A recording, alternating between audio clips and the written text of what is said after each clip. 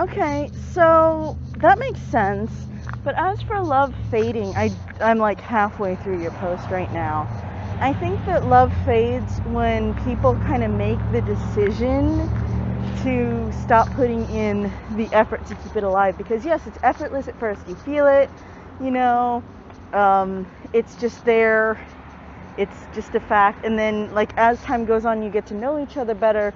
You have to actually put in effort to keep that love alive, or it can fizzle out, or if you have too many arguments, you could start feeling less affection for each other. So I think it's like a daily exercise in being committed to one another, which is something Trent is finding out. Don't panic. He's not falling out of love. I will explain. So in regards to Trent, he thought that, he would be with Rebecca, they'd finally be together, everything would be really, really simple. And that's like how it was in his head. Of course, as a child of divorced parents, he should really know better. But he's like realizing through this conflict, like between him and Rebecca regarding Sebastian, Nathaniel, etc., that he actually has to, put in work to make sure that she knows that she is loved and kind of work through his own issues. So he is in therapy. It's just off stage. I will mention it at some point in the fic. I just can't write therapy scenes to save my life. But it's really more like love fades when people let it fade. So I think I'm going to comment that on your post. Wow, get a muffler. Sorry. Replicating love, that's actually something that I'm currently studying.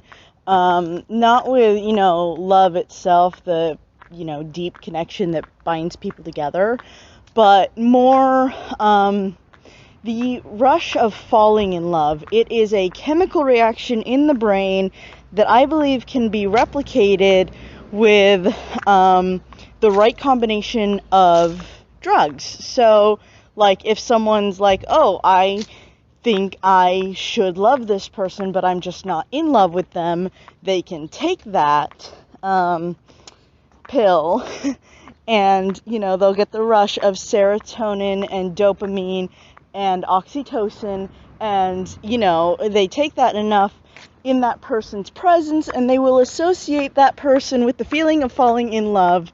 But I kind of need to study more chemistry, so. But that's not true love. That's just like the chemicals that occur when you first become infatuated with someone.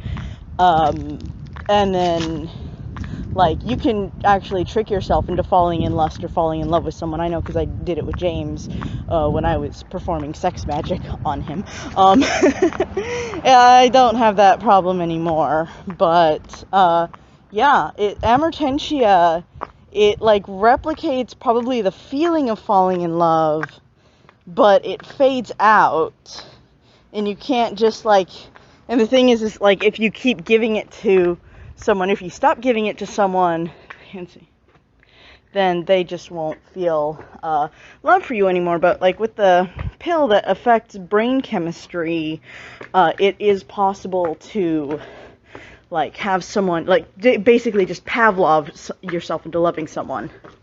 And I figure you could also use like a variation on the formula you would use for romantic love.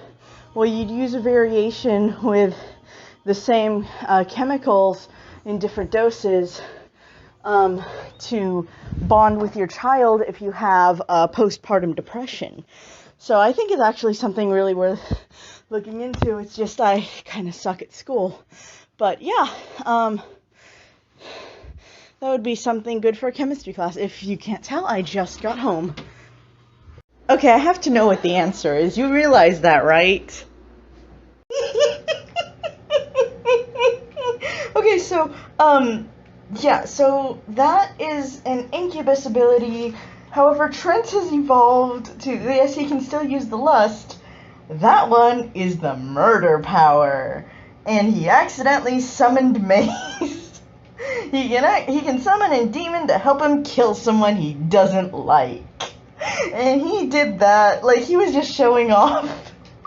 I thought about having him go black when he attacked Freya, but then, like, when Rebecca grabbed him, she would have also, because it would have been contained. So I decided not to do that, and instead,